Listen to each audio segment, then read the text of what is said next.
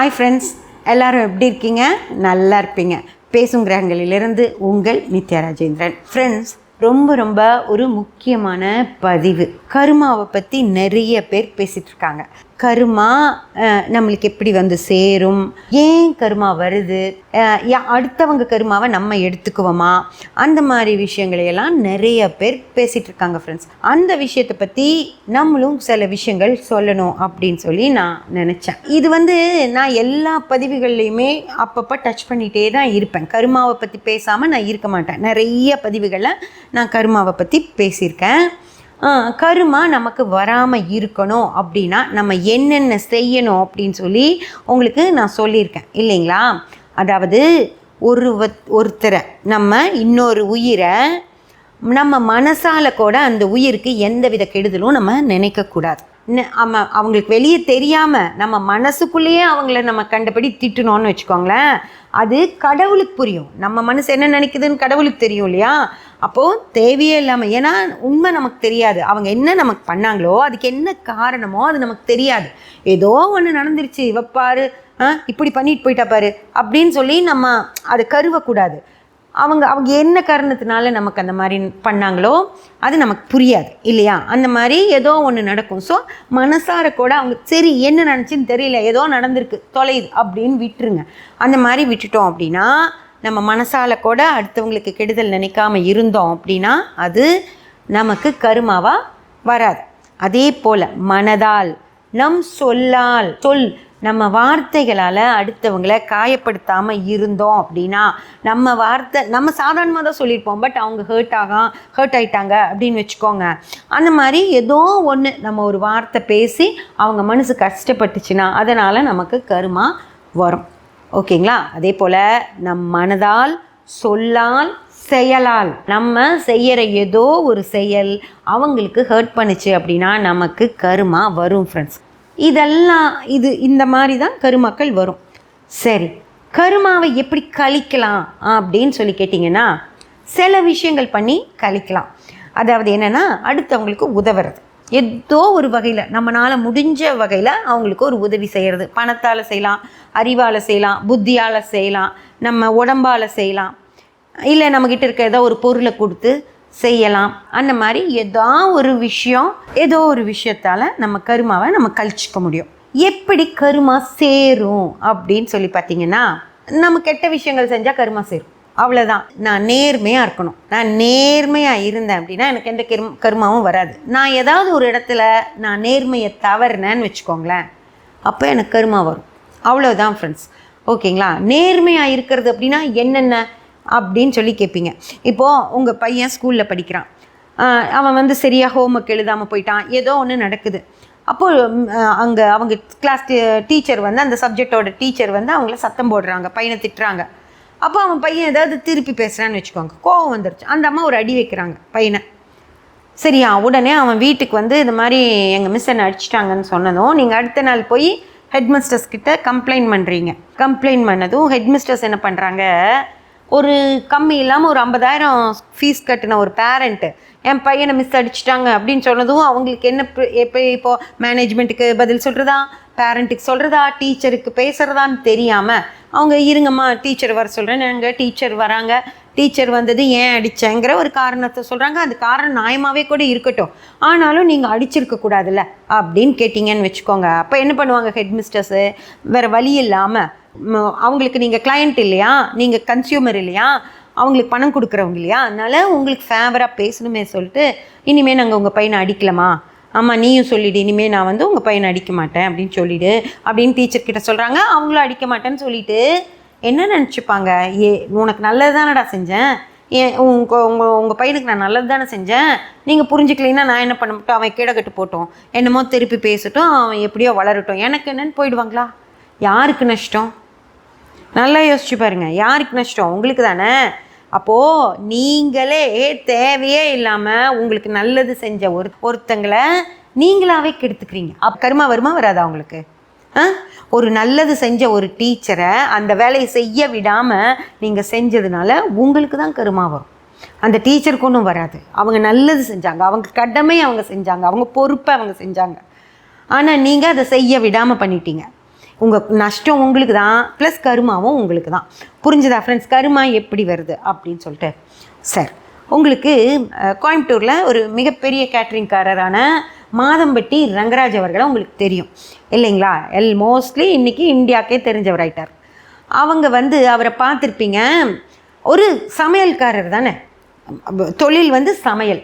அந்த அவரும் நின்று அந்த கிண்டுறதெல்லாம் செஞ்சு அவர் சமையல்காரருங்கிறத அவர் காட்டுவார். பெரிய டிவியில் ஜட்ஜாக போயிட்டுருக்காரு. அந்த மாதிரி மிகப்பெரிய இடத்துல இருந்தாலும் அவர் சமையல்காரர். ஒரு விஐபி வீட்டில் அவர் சமைக்கும்போது விஜய் வராரு. விஜய் போய் கட்டி பிடிச்சி வரவேற்று அவர் சாப்பிடலாம் சொல்கிறாரு. அவங்க அம்மா அப்பா, விஜயோட அம்மா அப்பாலாம் சாப்பிட்றாங்க. அவரே பரிமாறுறாரு, எல்லாம் பண்ணுவார். அப்போ பார்த்தீங்கன்னா அந்த சமையல் செய்கிற இடத்துல கூட பட்டு வேஷ்டி, பட்டு சட்டை கட்டிட்டு கிண்டுவார். நம்ம கண்ணு முன்னாடியே நெய் எடுத்து அப்படியே ஊற்றுவாங்க. அதுக்கப்புறம் பார்த்தீங்கன்னா அந்த ஹாலில் நீட் கோட் ஷூட்லாம் போட்டுட்டு நீட்டாக பக்காவாக ஒரு ஹீரோ மாதிரி அங்கே நின்றுட்டுருப்பார்.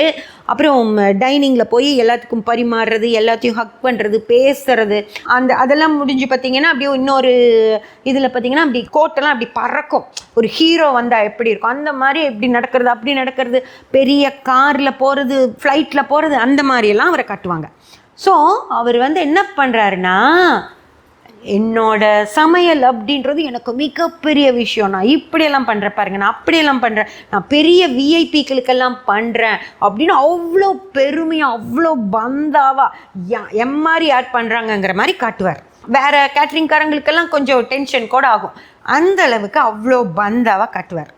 ஓகே, அவர் தொழில், அவர் அதை பெருசாக காட்டுறாரு. ஆனால் எந்த ஒரு இடத்துலையும் என்னோட கேட்ரிங்கை புக் பண்ணிங்கன்னா உங்கள் கல்யாண பொண்ணு மாப்பிள்ளை நீண்ட காலம் நல்லபடியாக வாழ்வாங்க, ஏன் கேட்ரிங்கை புக் பண்ணிங்கன்னா அவங்களுக்கு டைவர்ஸ் ஆகாது, ஏன் கேட்ரிங் புக் பண்ணிங்கன்னா அவங்களுக்கு கன்ஃபார்மாக குழந்தை இருக்கும், 2 குழந்தை இருக்கும், ஏன் கேட்ரிங்கை புக் பண்ணிங்கன்னா அவங்களுக்கு ஆண் குழந்தை 1 பொன் குழந்தை 1 பிறக்கும், அப்படியெல்லாம் எதாவது சொல்கிறாரா? சொல்லுங்கள். ஏன் சாப்பாட்டை பாரு, ஏன் சமையலை பாரு, நான் அதில் எத்தனை வகை செய்கிறேன் பாரு, எவ்வளோ கலர்ஃபுல்லாக செய்கிறேன் பாரு அப்படின்னு சொல்லி அவரோட தொழிலை தான் ப்ரமோட் பண்ணுறாரோ தவிர வேறு ஏதாவது எக்ஸ்ட்ரா நம்பிக்கைகள் அவர் கொடுக்குறாரா? இல்லைங்களா? அதே மாதிரி நிறைய பிஸ்னஸ்மேன்ஸ் இருக்காங்க, நிறைய பேர். இப்போ புடவை விற்கிற அவ்வளோ பெண்கள் இருக்காங்க. பாருங்கள் என் புடவை எப்படி இருக்குன்னு, என்ன கலர் பாருங்கள், என்ன டிசைன் பாருங்கள், என்ன ஜரிகை பாருங்கள், அப்படி தானே சொல்கிறாங்க. இந்த புடவையை நீங்கள் கட்டிட்டு கோயிலுக்கு போனீங்கன்னா உங்களுக்கு கடவுள் வரம் கொடுப்பாரு, ஐஸ்வர்யத்தை அள்ளி கொடுப்பாரு. எங்கள் கடையில் பட்டு புடவை எடுத்தீங்கன்னா உங்களுக்கு ஐஸ்வர்யம் கிடைக்கும் அப்படின்னு சொல்கிறாங்களா? நல்லா யோசிச்சு பாருங்கள். இன்னும் பல பேர் இருக்காங்க. இப்போ இளநீ கடைக்காரர் இளநீக்கோட லேபிள் போட்டு வந்துருச்சு. எங்கள் இளநீ குடிச்சிங்கன்னா உங்களுக்கு சத்து வரும்னு சொல்லுவாங்க. எங்கள் இளநீ குடித்தா உங்களுக்கு நீங்கள் ஆரோக்கியமாக தான் இருப்பீங்க, உங்களுக்கு நோயே வராதுன்னு சொல்ல மாட்டாங்க. புரிஞ்சதுங்களா? நீங்கள் என்ன செய்கிறீங்களோ அதை சார்ந்த நம்பிக்கையை தான் மக்களுக்கு கொடுக்கணுமோ தவிர இல்லாத விஷயங்களையெல்லாம் சொல்லக்கூடாது. என்னெல்லாம் சொல்கிறாங்க அப்படின்னா, என்கிட்ட ஒரு மாலை இருக்குது, இந்த மாலையை நீங்கள் வாங்கி நீங்கள் வீட்டில் வச்சுக்கிட்டிங்கன்னா, உங்கள் கழுத்தில் போட்டுட்டிங்கன்னா உங்களுக்கு சகல ஐஸ்வர்யங்களும் வரும், உங்களுக்கு பணம் கொட்டும். ஓகேங்களா? நீங்கள் இந்த விளக்கு வாங்கி உங்கள் வீட்டில் ஏற்றி வச்சு சாமி கும்பிட்டிங்கன்னா உங்களுக்கு கடவுள் சகல வரத்தையும் கொடுப்பார், சகல சந்தானங்களையும் கொடுப்பார். நீங்கள் என்ன சொல்லணும்? ஆமாம், எங்ககிட்ட இப்படி ஒரு விளக்கு இருக்குது, என் விளக்கில் வேல் இருக்குது, என் விளக்கில் மயில் இருக்குது, என் விளக்கு நல்லா குண்டு குண்டாக இருக்கும், அதில் நீங்கள் நிறைய நெய் ஊற்றி ரொம்ப நேரம் நீங்கள் உங்கள் பூஜை ரூமில் ஏற்றி வைக்கலாம், இல்லை எங்கே வேணாலும் ஏற்றி வைக்கலாம், நல்லா பிரகாசமாக ரொம்ப நேரம் எரியும் விளக்கு அப்படின்னு தானே சொல்லணும் இல்லையா? ஏன் ஐஸ்வர்யம் வரும், சகலமும் உங்களுக்கு கிடைக்கும், இதெல்லாம் இருந்தால் இதெல்லாம் நடக்கும் அப்படின்னு நீங்கள் என்ன ஒரு பொருளை வச்சுருக்கீங்க அப்படின்னா அந்த பொருளை பற்றின ஒரு நம்பிக்கையை அதுவும் கடவுள் தருவார், உங்களுக்கு எல்லாமே கிடைக்கும். எப்படி கிடைக்கும்? ஒரு பொண்ணுக்கு 32 வயசு ஆயிடுச்சு, அவங்களுக்கு இன்னும் 2 வருஷம் ஆகும்மா திருமணம் ஆகிறதுக்குன்னு தான் சொன்னனும் தவிர அவங்க சந்தோஷப்பட்டுக்கிட்டோன்னு சொல்லிட்டு அடுத்த மாதம் ஆகும், அதுக்கு அடுத்த மாதம் ஆகும்னு சொல்ல மாட்டேன். அவங்க ஜாதகத்தில் என்ன இருக்கோ அதுதான் நடக்குமோ தவிர நம்ம கிட்ட இருக்கிற ஒரு விளக்கை வாங்கி வச்சா அவங்களுக்கு ஐஸ்வர்யம் வரும் அப்படின்னு சொன்னால் எப்படிங்க வரும்? அது நம்பிக்கை இது இல்லையா? அவங்கள நம்ப வச்சு விளக்கு வாங்க வச்சிடுறீங்க. ஆனால் ஐஸ்வர்யம் வரணும் இல்லை, அவங்களுக்கு இன்னும் 2 வருஷ காலத்துக்கு எந்த வித தொழில் முன்னேற்றமும் வராதுன்னு வச்சுக்கோங்க. வேலையில் ஒரு ப்ரமோஷன் வராது. எப்படி வரும் அவங்களுக்கு ஐஸ்வர்யம்? ஏதோ ஒரு வகையில் வந்துருமா? ஸோ நம்ம என்ன பண்ணணும் அப்படின்னா, என் பொருள் அழகாக இருக்கும், என் பொருளில் உங்களுக்கு நீடித்து உழைக்கும், ஓகேங்களா, அப்படின்னு தான் சொல்லணுமோ தவிர ஐஸ்வர்யம் வரும் அப்படின்னு அவங்களுக்கு ஒரு நம்பிக்கையை கொடுத்து, அப்போ அவங்களுக்கு ஐஸ்வர்யம் வரலைன்னா அவங்க கடவுளையே நம்ப மாட்டாங்க. அந்த மாதிரி நம்ம பண்ணும்போது நமக்கு கர்மா வருமா வராதா? ஒருத்தரை கிட்டத்தட்ட நம்ம ஏமாத்துற மாதிரி ஆகுது. நீங்கள் பொருள் தான் விற்கிறீங்க, தப்பெல்லாம் இல்லை, பணம் வாங்கிட்டு ஒரு பொருளை விற்கிறீங்க. அந்த பொருள் நமக்கு ஒரு ஏமாற்றத்தை கொடுக்கும்போது அது விற்றவங்க மேலே தானே கோபம் வரும். அந்த ரங்கராஜ் அவர்கள் என் கேட்ரிங் புக் பண்ணிங்கன்னா அந்த தம்பதிகள், அந்த திருமண தம்பதிகள் இணை பிரியாமல் வாழ்வாங்க அப்படின்னு சொன்னால் நீங்கள் ஏற்றுப்பீங்களா? ஏற்றுக்க முடியாதுல்ல. அந்த நம்பிக்கை அவர் கொடுக்க முடியாது இல்லையா? அதே மாதிரி தான் ஒரு நகைக்கடைக்காரர் உங்களுக்கு ஒரு வளையல் விற்கிறாரு அப்படின்னா, அதை கொடுத்துட்டு, அம்மா இந்த வளையல் நீங்கள் போட்டதுனால உங்களுக்கு கையில் எந்த வித உடம்புல கையில் ஒரு பிரச்சனையும் வராது அப்படின்னு சொன்னால் ஏற்றுப்பீங்களா? இந்த வளையல் உங்களுக்கு அழகாக இருக்குமா, இந்த வளையல் பத்திரமா பார்த்துக்கோங்க, எப்போ வேணாலும் திருப்பி கொடுங்க, நான் உங்களுக்கு இன்னொன்று சூப்பராக பண்ணி கொடுக்குறேன், அப்படி ஒரு நிலைமை உங்களுக்கு வராது, இதை திருப்பி கொடுக்க மாட்டீங்க, நீங்கள் என்கிட்ட நகை வாங்கினதுனால இன்னும் நிறைய நகை தான் வாங்குவீங்க, அப்படி தான் சொல்வார்.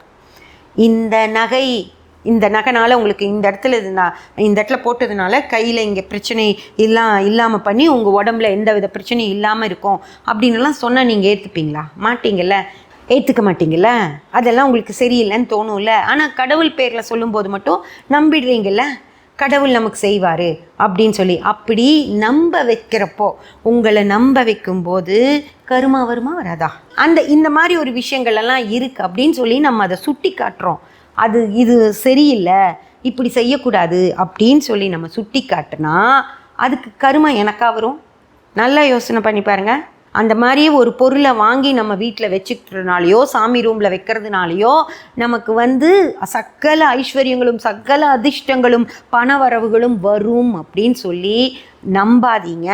அப்படி ஒரு பொருள் வாங்கி வைக்கிறதுனாலையெல்லாம் ஒரு கடவுளோட படத்தை வாங்கி வைக்கிறதுனாலையோ நமக்கு ஒரு அதிர்ஷ்டமோ இதோ வந்துடாது. கடவுள் நமக்கு அனுகிரகம் பண்ணணும், அப்போ தான் அது வரும், ஓகேங்களா? அதுக்கான டைம் எல்லாம் இருக்குது, அந்த டைமில் தான் அது வரும்.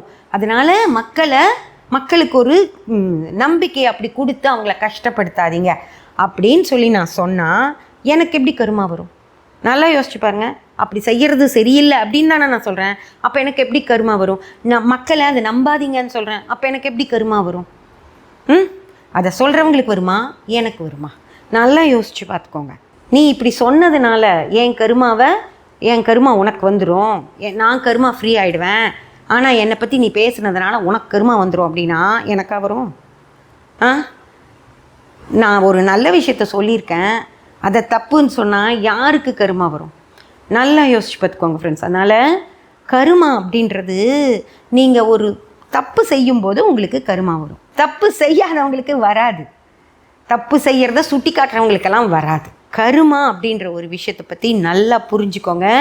நீங்கள் ஏதாவது யாருக்காவது கெடுதல் செஞ்சீங்க அப்படின்னா, அதாவது நீங்களாம் நினச்சிக்கிறீங்க அருவாள் எடுத்துகிட்டு போய் ஒருத்தனை வெட்டுனாதான் அது பாவம் அப்படின்னு. இல்லை, ஒருத்தங்களுக்கு நம்பிக்கையை கொடுத்து அது நடக்காமல் போச்சுனாலே அது பாவம்தான், ஓகேங்களா? பெருசாக ஒரு வீட்டில் போய் பீரோவை உடச்சி கொள்ளையடிச்சிட்டு போனாதான் பாவம் இல்லை, அவங்க மனசை சங்கடப்படுத்தினாலே அது பாவம்தான், ஓகேங்களா? சும்மா ஒருத்தங்க வருவாங்க வீட்டுக்குள்ளே, என்ன இந்த கலர் அடித்து வச்சுருக்க அப்படின்னு கேட்பாங்க. அவங்களுக்கு பிடிச்சிருக்கா, அவங்க அந்த கலர் அடித்து வச்சுருக்காங்க, அது அவங்க இஷ்டம். அது ஏன் இப்படி அடித்து வச்சுருக்க, இந்த கலர்லாம் நல்லாவா இருக்குது அப்படின்னு ஒரு பேசிட்டு போயிடுவாங்க. அவங்க மனசு கஷ்டப்படுமே, அப்படி யோசிக்க மாட்டான். அது அவன் வீடு, அவன் கலர் அடிச்சுட்டு போகிறான், என்னமோ பண்ணிட்டு போகிறான். அந்த மாதிரி பொதுவாக ஒருத்தர் மனசை கஷ்டப்படுத்தும் போது நமக்கு கர்மா வருமோ தவிர, நம்ம இப்படி இந்த மாதிரி எல்லாம் கஷ்டப்படுத்தாதீங்க, அவங்களெல்லாம் அப்படி பேசாதீங்க அப்படின்னு சொல்லி நான் சொன்னால் நீ எப்படி இப்படி சொல்லலாம்? உனக்கு கர்மா, ஏன் கர்மா உனக்கு வந்துருச்சு, என்ன நீ பேசுனீல்ல அதனால் உனக்கு வந்துருச்சு அப்படின்னா எனக்கு எதுக்கு இங்கே வருது? நான் பாரு, அப்படியெல்லாம் ஒருத்தர் பேசாத, அவங்க வீட்டுக்கு அவங்க கலர் அடிக்கிறாங்க, நீ போய் அப்படி பேசக்கூடாது அப்படின்னு நான் உனக்கு சொல்ல தான் செஞ்சேன். சொன்னதுக்கெல்லாம் எனக்கு கர்மா வராது, அவங்கள அப்படி பேசுனதுக்காக உங்களுக்கு தான் கர்மா வரும். புரிஞ்சதுங்களா? அந்த மாதிரி கருமா அப்படின்ற விஷயம் சின்ன சின்ன விஷயங்களில் கூட வரும் ஃப்ரெண்ட்ஸ். ஓகேங்களா? பெரிய விஷயம் பண்ணாதான் கருமா வரும்னு நினைக்காதீங்க. அதனால் எவ்வளவு முடியுமோ அவ்வளோ யாருக்கும் எந்தவித சங்கடத்தையும் எந்தவித கஷ்டத்தையும் கொடுக்காம முடிஞ்ச அளவுக்கு வாழ பாருங்க. அதே மாதிரி கடவுள் கும்பிடும்போது எனக்கு தெரியாமல் நான் ஏதாவது பாவங்கள் பண்ணியிருப்பேன், அதை நீ மன்னிச்சுக்கோ அப்படின்னு சொல்லி கும்பிடுங்க. அவர் அதை ஏற்றுப்பார். தெரியாமல் தானே நீ பண்ண, பரவாயில்ல அப்படின்னு சொல்லி ஏற்றுப்பார். உங்கள் கருமாவையும் ஏற விடாமல் பார்த்துக்குவார். அதனால் அந்த கருமா அப்படிங்கிற விஷயத்தில் ரொம்ப ரொம்ப கவனமாக இருங்க ஃப்ரெண்ட்ஸ். சப்ஸ்கிரைப் பண்ணி பெல் பட்டன் ப்ரெஸ் பண்ணி வச்சுக்கோங்க. அப்போ தான் நான் போடுற எல்லா பதிவுகளும் உங்களுக்கு கிடைக்கும். லைக் பண்ணி ஷேர் பண்ணி கமெண்ட் பண்ணிங்கன்னா எனக்கு சப்போர்ட்டிவாக இருக்கும். Thank you friends.